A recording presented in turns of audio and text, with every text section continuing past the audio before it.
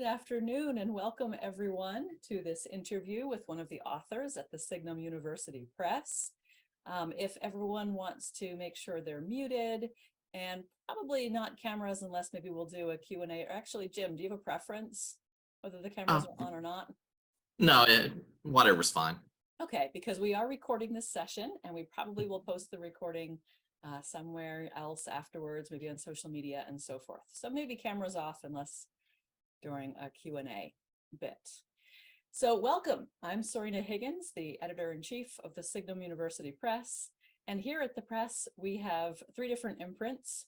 We have our flagship one, which is the scholarly academic peer-reviewed materials. Then we have a popular scholarship line called the Eagle and Dragon imprint, where scholars and learned people write for a large audience. And then we have the Quick Beam Books imprint, through which we publish creative literary works such as poetry and fiction. And it's under that imprint that we're very proud to present Dr. Jim Hamby's book, Fallible Aesthetics. So thanks for being here, Jim. Okay, thanks. Thank you for having me. Yeah, sure. And thanks for letting us work with your lovely book of poetry. So why don't you talk to us a little bit about the title, Fallible Aesthetics. We went back and forth on some other possibilities, but we both liked that title in the end. We did. It was kind of hard to fall on because the poems cover a lot of different ground, and I wrote it over such a long period of time with different ideas working. But the idea is that I'm trying to find something of beauty in the world, but that's always going to fall short in some way. So that's kind of the idea behind all aesthetics are fallible, that nothing's ever going to be quite what you want it to be, and you never quite say what it is that you want to say. So I don't know. I went back and forth with my wife on this title a little bit too. She didn't like it at first, but I think she came around to it as well. It has a nice sound to it. It's a well-balanced title. I like it too. Yeah. So. Although, does that kind of reinforce your very point that you weren't 100% absolutely happy with the title, and yet it's beautiful? So it's kind of a microcosm for what you're saying about the failures of language. I think that's a brilliant point, and surely was what I was aiming at. Absolutely. Yeah. But that's kind of ironic too for you as a poet to be writing poems about the ways that we fall short or don't succeed in our writing, because by very nature of the existence of these verses, haven't you succeeded? They're there, they exist, they're beautiful, they're going to be on paper. What? I mean, I think they're there. As we've talked about a little bit before too, a lot of my poetry is about mythology, and a lot of the mythology has people who fall short on things. For some reason, a lot of times when I write poetry, the myth of Icarus sneaks into, even if I didn't mean for it to get in there somehow. It's a myth that I've always liked, and there's just something about the figure who's trying to reach the sun, but then his wings melt, and then down he goes. And that's kind of one of the recurring themes that pops up in here as well.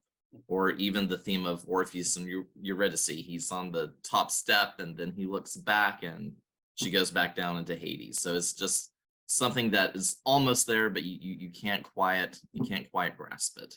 Yeah, and yet the pursuit of that work of art is as glorious as a flight towards the sun, or as dangerous and daring as a trip into the underworld. Right. And yeah. Then in the 19th century, they like to say that your reach should exceed your grasp. You should try to reach for something even if you can't quite make it, and that's the point of everything. So is the poetry both the attempt, the journey towards the thing you're trying to grasp, and an attempt to show that thing itself?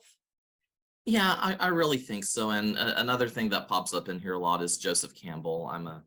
I'm a big Joseph Campbell fan. I know a lot of people kind of turn their nose up and say, oh, there's been other theorists since Campbell, but I think he still holds water for me in a lot of ways. And it's all about the journey and becoming and crossing thresholds. There are a lot of crossing thresholds throughout this poetry too.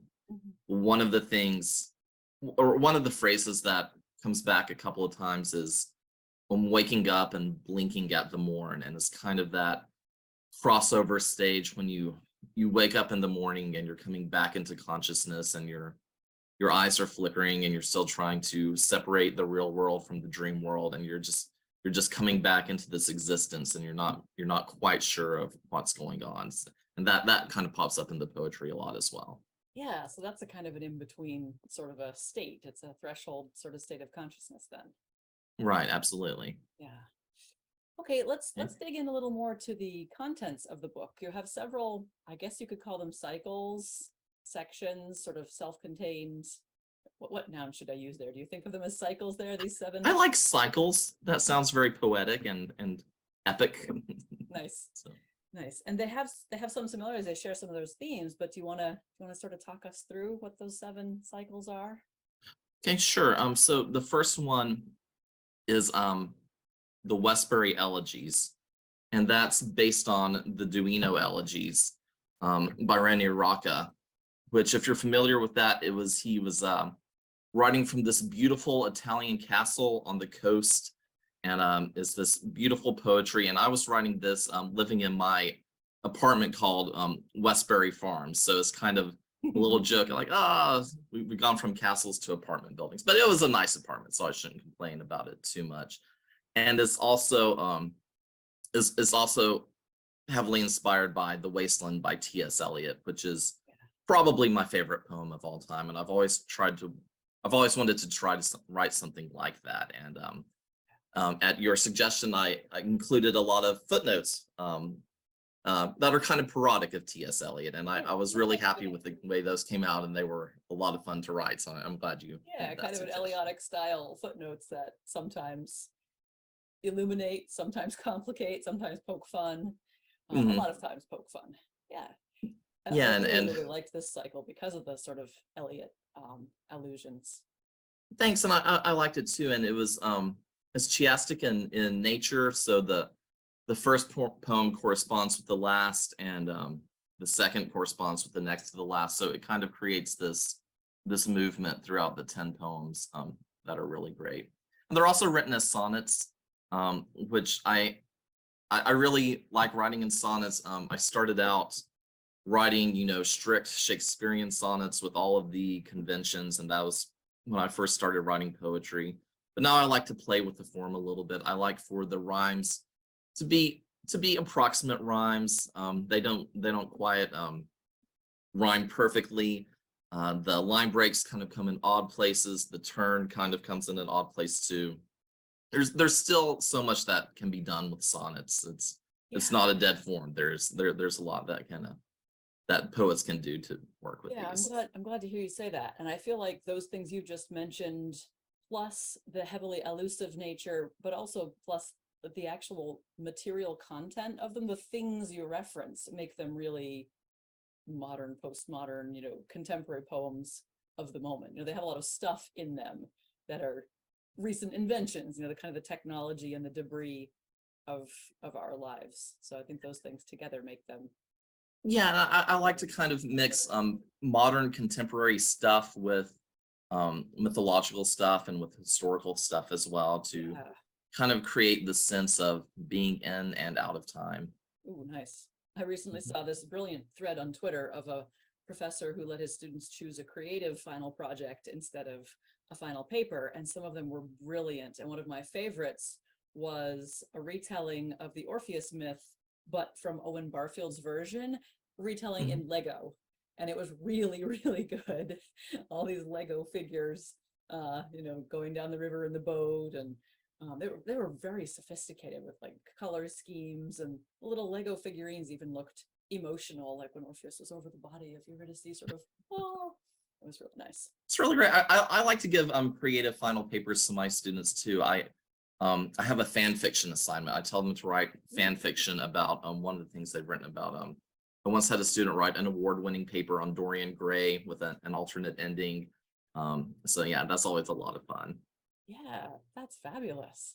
Okay, and then you have Studies in Gray. Okay. Very, very short little poems, sort of evocative of imagism, with some hints of maybe a haiku aesthetic about them.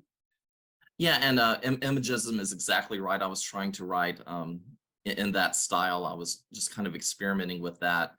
And I had this idea that I wanted gray to be in every single poem. So I started working with that. And this is the cycle of poems that I worked on for a really long time. I think when I first finished them, there were only 12 or 14 or something like that. And I think now there's 33 of them, but they're all between I guess most of them are between 4 to 10 lines. A couple of them are maybe 14 lines, so those are the longer ones. And even But I with the really longer tried ones, the to, lines are really short too. and the lines are really short too. I tried to be as minimalistic as possible in each one of these to try to kind of emphasize this, I don't know, this vague feeling of grayness. So gray is a symbol that even I'm not quite sure what it means, and I tried to pinpoint that down a little bit more. But for each one of those, I just wanted to start out with gray, and it was really interesting because a lot of themes emerged that I hadn't planned on at first. One of them was poems about the ocean kept popping up, and I hadn't anticipated for that to happen. And then let's see, what poems about with stones in them. I like the word stone, so that kept popping up a lot.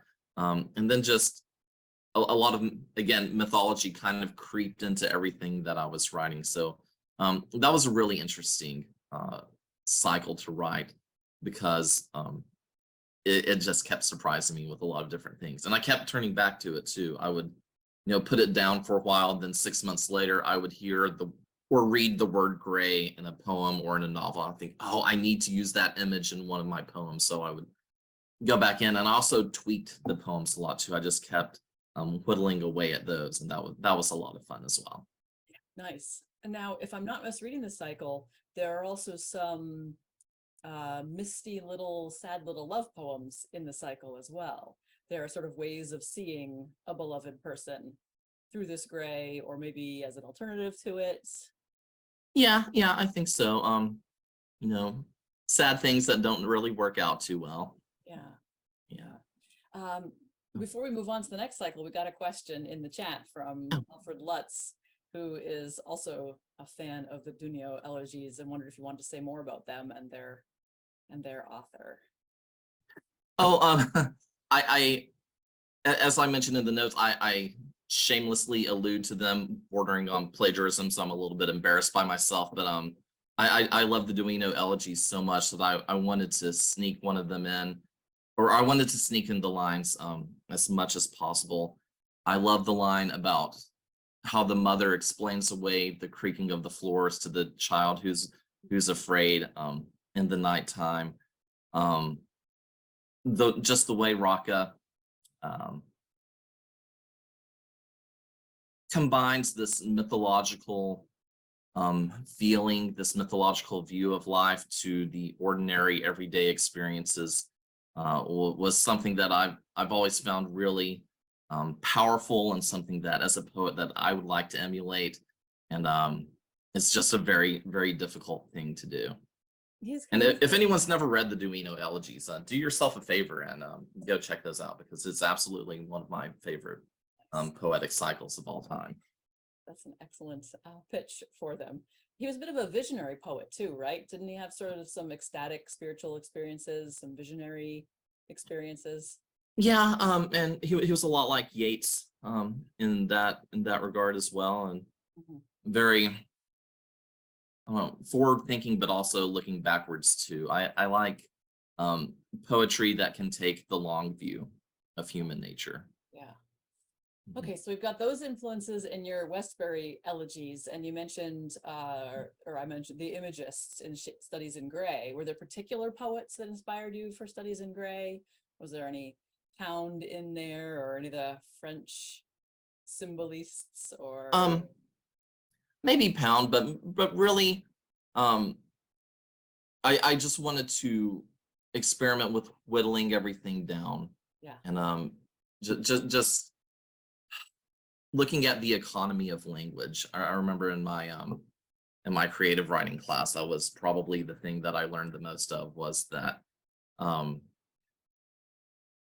in poetry you have to get the most out of every single word, and you have to make choices about what words you want to leave in and what you want to take out. And that was kind of my my big driving force behind that. Never waste a syllable. Yeah. Absolutely. Yeah, especially in poetry. In prose as well, though. We had a conversation at the press when we were figuring out how we're going to calculate royalties for short stories in an anthology, and we were considering length because we have stories everything from 250-word flash fiction to an 11,000-word almost novella going in a collection. And so, a lot of magazines pay by the word. And I was like, I think I'm going to pay you for every word you cut out. Because I like that. in brevity, direct syntax. Robert Lawrence asks if you have a preferred translation of I've mispronounced it before. Is it, do we know elegies? I don't. I don't have a preferred translation. Dr. Lutz, do you have a preferred translation?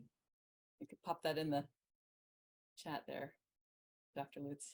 And I have a poet in the chat saying, yes, pay for what's cut. So you submit your original manuscript, and then I give you a quote, and then you can make more royalties based on how much you cut out of your, no. My managing editor's here. Don't worry, I'm joking. And how about with the Shards of Light series then?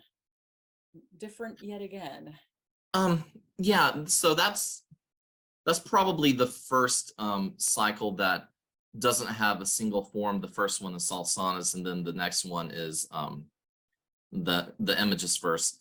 This was I noticed I was writing poems where light seemed to pop up, so I just kind of paired them together, and I didn't have quite the overwhelming force with that. But after I got a couple of those poems together, then I wanted to write kind of like in Studies in Gray, where each of the poems refers to gray. Each had to have light in it. And at first I called it points of light, and the idea was that there's just, a little bit of light coming in. But then this is one of the last things I did. I changed it to shards of light at the last minute to have this idea of brokenness. And I kind of like that much better than points of light. I do too, and I think it works with the fact that these are not as formal as, say, the sonnets. So each one can kind of take its own size and shape, right? Like the different pieces of broken glass. Yeah, and most of them are in free verse. So it's not, like you say, it's not quite as formal. It's not quite as shaped as all that. Right. And then speaking of mythology, we come to the White Goddess, which is okay. Super evocative title. You want to unpack that for us? Yeah, it's a reference to the Robert Graves book, The White Goddess, where he talks a lot about ancient European mythology and religion, and he connects the gods and goddesses to the trees of the forest and to runes, and it's a very wonderful kind of meandering book, but meandering in a very good way, and is one of my favorite reads on mythology. And yeah, there's a lot of love poems in there too, but there's also like the poetry with Clotho and the three goddesses who spin out one's life. So it's references to goddesses. How familiar with the source material or the material to which you allude do you think your readers need to be? Do they need to be very well read in European mythology? Or do you think there's something there even for those who aren't familiar with the source material? I think even if you're not familiar with the source material, you can get a lot out of it too. Knowing the goddesses who pull the string of life and cut it, that may be a little bit more esoteric. But I think in general, anyone with a basic grounding in Greek mythology can kind of latch onto the ideas of what's going on there. And they've got vivid imagery as well. Like I mentioned before, they have contemporary, not exactly references, but material objects in them and so forth. So I think so, yeah. And then that cycle ends again with a thread being drawn out. So it kind of ties this series together to the idea of that thread of one's life being pulled and cut. Yes. And then probably my favorite cycle, but man, is it painful, the plagues. This is the one that sold the collection to me when I got to this cycle. Whew. Okay, yeah. So they're not talking about COVID here, although it's kind of interesting. This is when we're publishing. Yeah, I wrote it before COVID hit, but I thought a lot about, as we all thought about plagues a lot during that time. Yeah, and my wife reads it on the audio release, and we talked about how metal it was because and she said it was very brutal. So Yeah, because the narrative my, persona is a woman, an Egyptian woman, suffering from the 10 biblical plagues. yeah, so it's the plagues of Egypt, and there's a sonnet for each one of the plagues, and in in the description in Exodus, there's one just like half a verse that says that everyone suffered, even that the handmaid at her wheel grinding the corn, and that's the character in this. So this is all told from her point of view as she experiences the plagues. Because I've always thought, I like the movie The Ten Commandments, how it's big and over the top.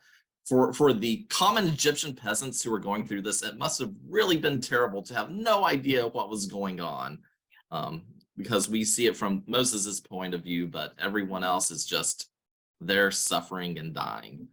So, and there's one line in the cycle where it says that, it's gods and prophets and kings who are causing all of this, but we common people, we play no part, and yet we suffer the most. So each one of these is the woman trying to keep her baby alive, and then of course in the death of the firstborn, the baby dies. Yep. They really struck me because, when you read the narrative in Exodus, the Egyptians are the bad guys, right? It's this rescue tale of the Hebrew people being rescued from their enslavement and so forth. But here you've humanized a member of the so-called enemy. If we're reading it from, the Judeo-Christian point of view, then you've given us this other perspective from this ordinary person who had nothing to do with what was going on and yet suffers. Yep. Yeah, and that's kind of my nod to how so many, or we all exist in these systems of power, and there's very little that we can do to fight back against them. So we struggle through our lives the best we can. And yet you've given a voice to this, both this character and this idea that you just expressed, and you've put them in this, sort of timeless form of poetry there too. So I think that's a powerful move. And then we have two more, which we've sort of put together for our serial release, which I'll talk about in a moment. So you've got Palimpsest, and then a very short cycle of 3 pieces at the end, Arboretum. Okay. Palimpsest is, I don't know, a lot of it deals with my family, poems that I've written about my grandparents, and then poems also about my children. And I talked earlier about the long view of time, kind of the cycles of life that we go through are written over one another. And then there's also, Joseph Campbell's ideas that of, the hero's cycle, the hero's life goes through a cycle, but all of us have life cycles that we go through. And that's the idea behind Palimpsest. And there's, let's see, I think I saw my parents on here. While a lot of my childhood was spent hanging out in cemeteries, and we have some family cemeteries that are out in the woods in the middle of nowhere, and my dad and I would go out to them, and that was an amazing thing for me when I was a child. So that always was very interesting to me. And then one of my poems in Palimpsest was from when I was a kid. I was out wandering around in the woods by our house, and I got lost a little bit, and I didn't know where I was. And then a storm came out of all things, and I was caught out in a storm, but I finally found my way back home. But I was walking back into the yards, and I tripped over a tombstone. And then I looked around, and there were all these tombstones just kind of, huddled together in the woods. And I realized that they had just been bulldozed out of the way to make our neighborhood. So, being a kid, that was, first of all, really scary to me, but it was, well, it was disturbing to think of. Well, we all think of, graveyards and tombstones as something that will never change. Yeah. But land can be sold and then pushed aside, and then all the tombstones will be bulldozed. And my wife just put in the chat, yes, I proposed to her in one of our family cemeteries out that is now surrounded by a soybean field, but which had been surrounded by peach trees, which is where the poem Peach Blossoms comes from. Yeah, and So that was very palimpsest. Gothic slash romantic. I mean, Yes, romantic, a certain type of romantic, definitely Gothic. I have to have a certain sensibility for that. Nice. And then the very last section is Arboretum, which was ironically the first one. The first poem of the entire book was Peach Blossoms, uh, that I wrote for my wife when we first started dating. Then there's another one, Dogwoods, which is about my grandmother, and then another one about a tree that I used to sit under when I was in kindergarten, and that meant a lot to me. So this idea of the trees kind of linked those poems, and that started out as Arboretum. And originally, I think the second thing that I started working on was Studies in Gray.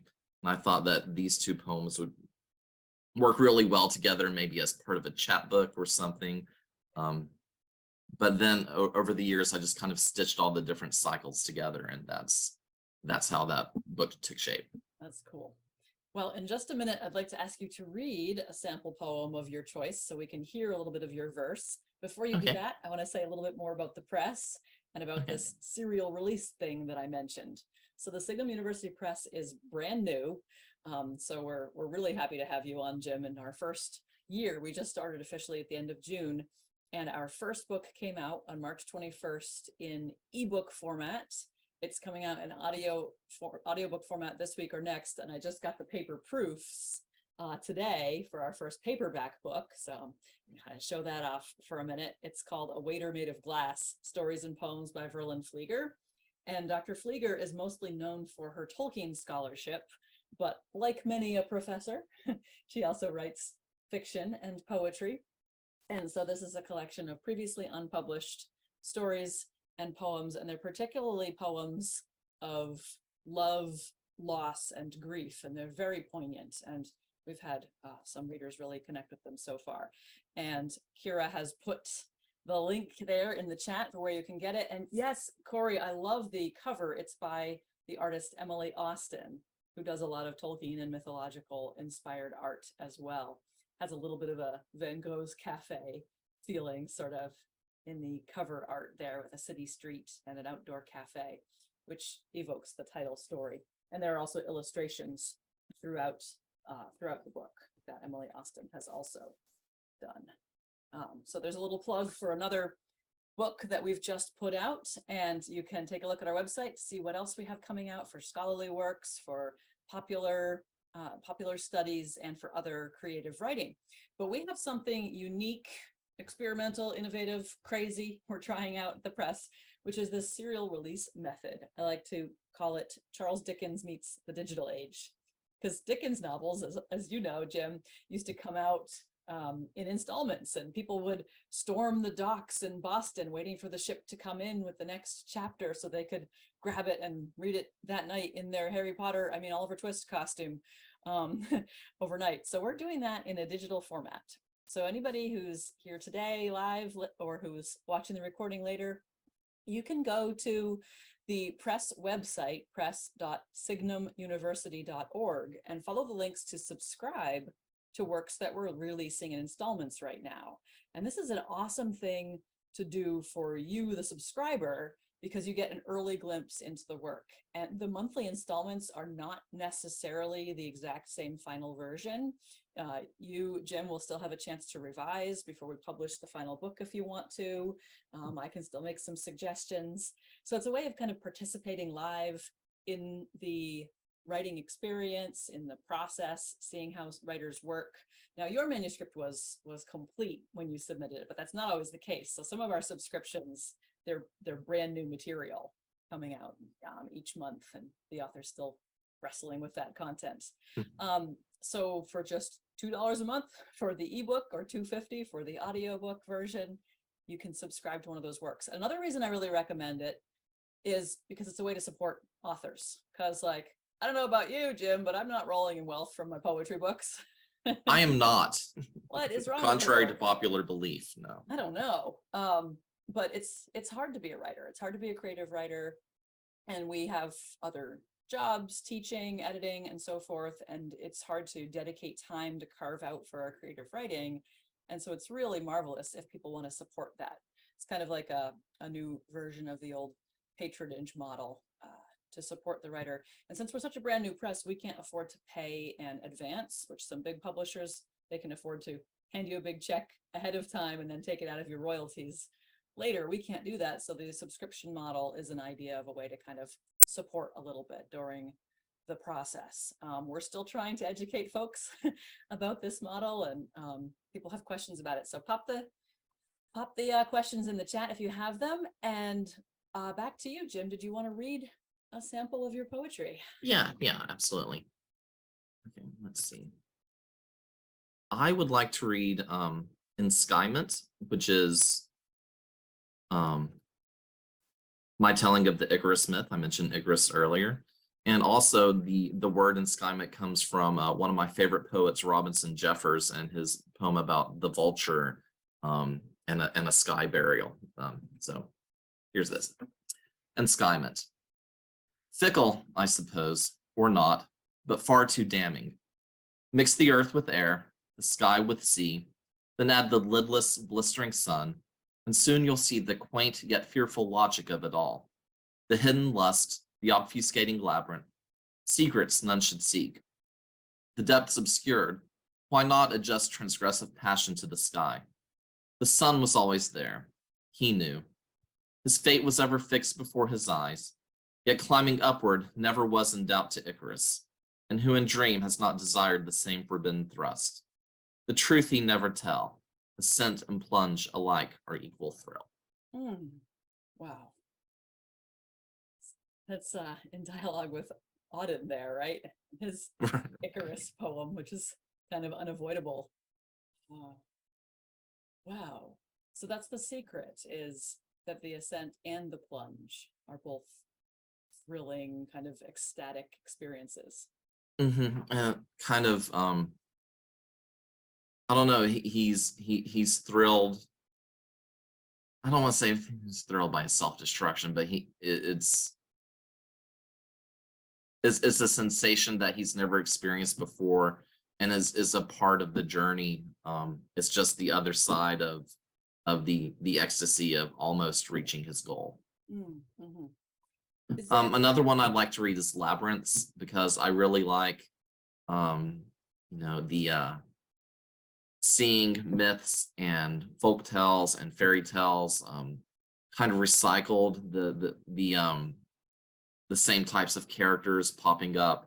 The story of Hansel and Gretel is strangely similar to the story of Theseus killing the Minotaur, because there's there's the wilderness or the labyrinth, and in the middle of this is this horrible monster that has to be slain somehow for the hero to overcome and go back home.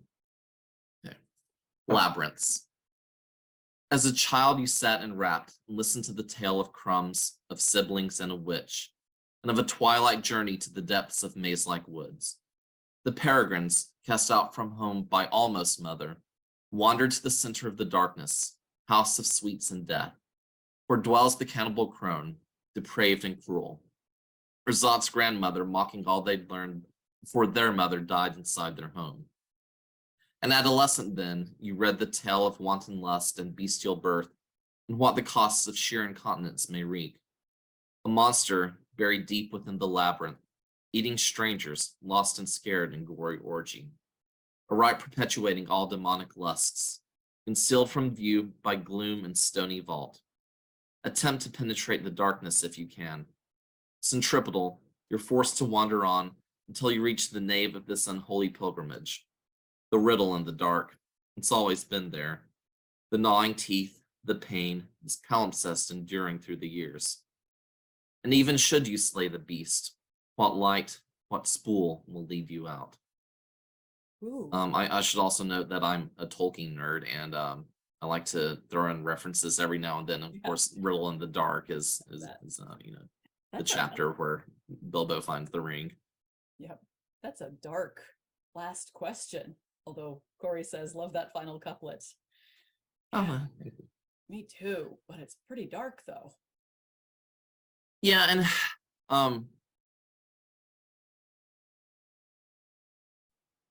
I think it kind of speaks to the modern fears of, well, what do we have left to what do we have to guide us? We're sundered, we're separated from so many things, and Mhm. we don't have our trail of breadcrumbs. We don't have the spool of thread to lead us out. We're going to have to find something else. Right. Yeah. Well, a lot of layered allusions in that one. And I've been noticing throughout all of your verse, you use a really high level vocabulary. So you use these polysyllabic words that are kind of crunchy to say, right? They have a lot of consonants to them. You use some German words. Um,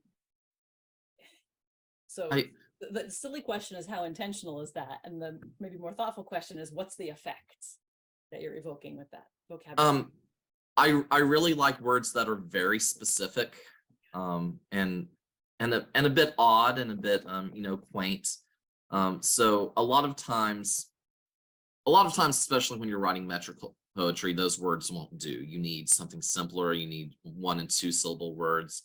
But every now and then, if I can get something in that's a little bit more specific and quaint, and unfamiliar. I think you asked about the effect. The effect is that I want it to be slightly unfamiliar and to have words and ideas cast in a different light. And that's really, to me, what makes a poem memorable, is that a word can be said in a different way, or an image can be described in a different way.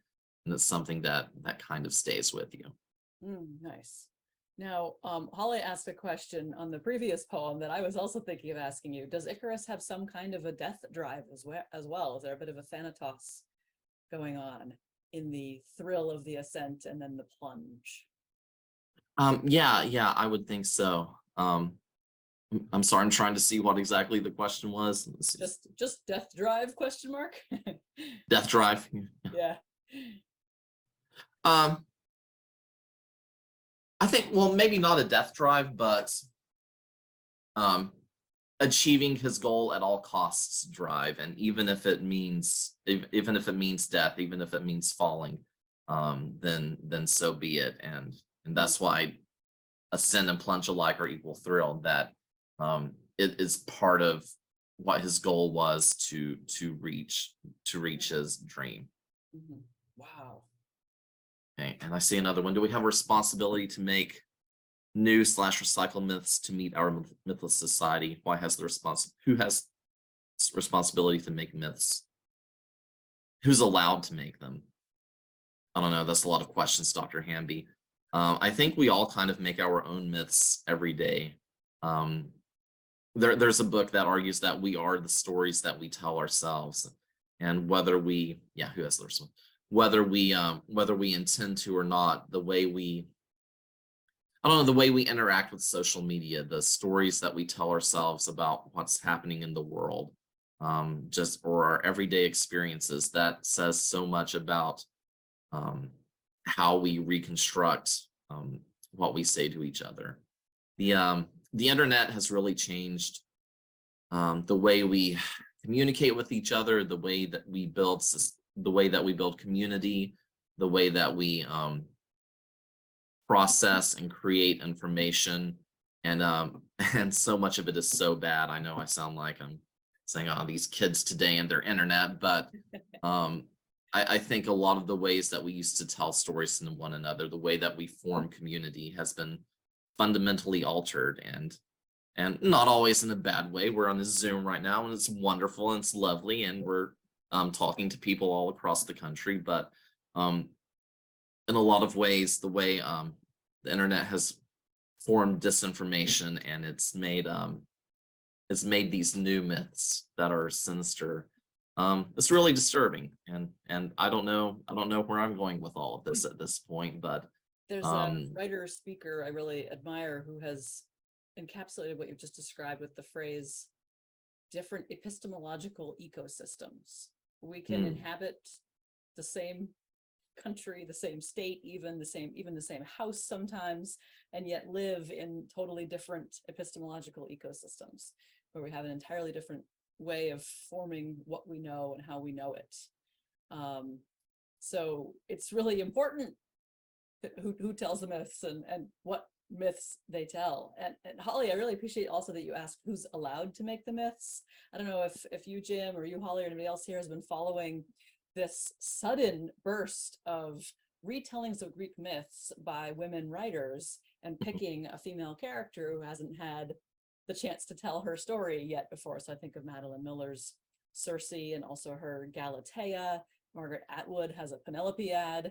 There are many others. Kira, maybe you could put more in the chat, because I know Kira mentions them in a chapter she wrote about Helen of Troy and Guinevere. There are also all these other myths from the women's point of view. So I think that's one thing that's kind of exciting that's happening right now.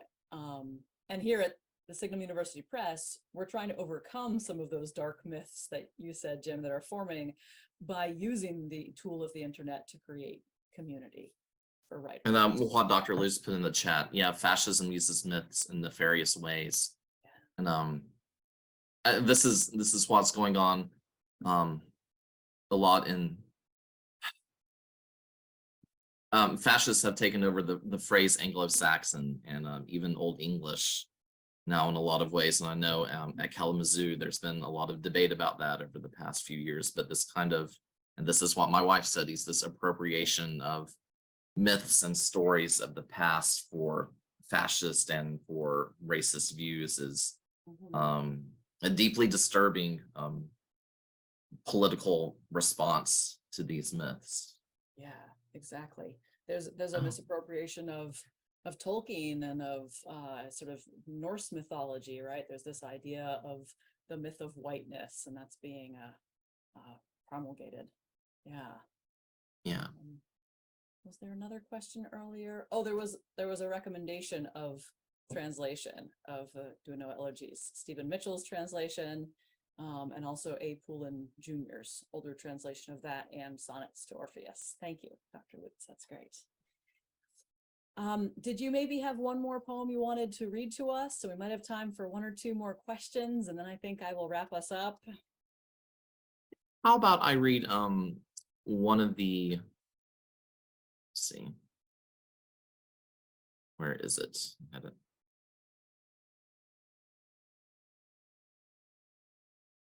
One of the poems from the plagues. Here it is. Okay.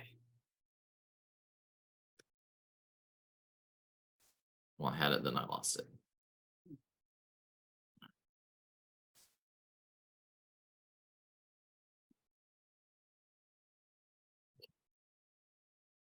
While you're looking for it, we Sorry. did have a couple more myths recommended there. Kira Tregoning recommended Natalie Haynes, 1,000 Ships and Stone Blind, Rachel Smith, Lore Olympus, and Pat Barker, The Silence of the Girls. Thank you. All right, can you hear me okay? Yes. I'm still here, okay. You're still here. All right. So the first plague is, let's see, blood. I heard the women shrieking as they drew the gory water from their wells. The blood pervaded all the Nile and even seeped into our bowls, a revolting, clotting flood that killed the fish and made their corpses stink. And all of Egypt moaned and wailed in fear, sensing this was more than sorcerers' tricks, knowing wicked times were drawing near. My heart was never lighter than a feather. Judgment always seemed a distant threat. More present to my mind has been survival and how to keep my starving baby fed. Although my throat was scorched, I still could give my breast, making sure my child would live. Wow. I like how we can hear the form more in that poem than the other ones that you've shared today, right? I don't know if everyone listening could hear the meter, hear the rhymes, and yet you did that really heavy enjambment in the couplet so that it kind of softens the rhyme. I still could give. Transitive verb, we need the object. So then by the time we get to live, it doesn't sound too like rhymey-chimey on the couplet, right? Right, and these poems are more of traditional sonnets, but one of the writers that I've always tried to emulate is Percy Shelley, whose sonnets I think are probably the best in the English language, because because of his use of enjambment. He really does it effortlessly, and he's one of the I really do best. think that's what separates the amateur formal poet from the really strong one, is using the sentence against the line and creating those Yes. different tensions between the counting of the beats and what the syntax wants to do. So they create this nice frisson between them, that I think is, the counterpoint of formal poetry. It's really lovely. Oh yeah, absolutely. All right. Well, does anybody else have one more question perhaps for Dr. Hamby? I encourage everybody to go over and check out where you can subscribe to his poetry. You've already missed 2 months installments, I think, but you can purchase the back installments there as well for just the same $2 a month. And that would be very encouraging and would help us here at the press as we're building all of our infrastructure and getting our books out there. Thank you. Lando Carter says congratulations to you. Thank you. Thanks everyone for being here. Oh yeah, thank you so much. I was so pleased to see this attendance list today. Okay, Corey Wells says if there are no other questions, could you read us number 7 in the Westbury Elegies to close? Number 7 in the Westbury Elegies, sure. Okay. Oh, yeah. 1 second. That's one of my favorites. Ooh, love that one. Okay.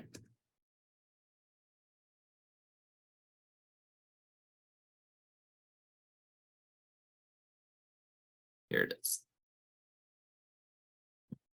They bear him moaning through the streets, then cut his throat as even then he's chosen again. Spring rain and ears of corn, his blood the sun requires, and still he walks the earth. What then? Apocalypse demands such passion. Shiva takes and gives, destroys but recreates. How can you say the sun will rise? What if that raving prophet on the corner's right? A darkling light conceals the great I am, and every angel signals terror. I scare myself at night, living my inner world. A form, a struggle in the dark at Peniel. But who are you, and what is it we share? Why don't you say a thing, standing there? Oh man, that Eliotic last line.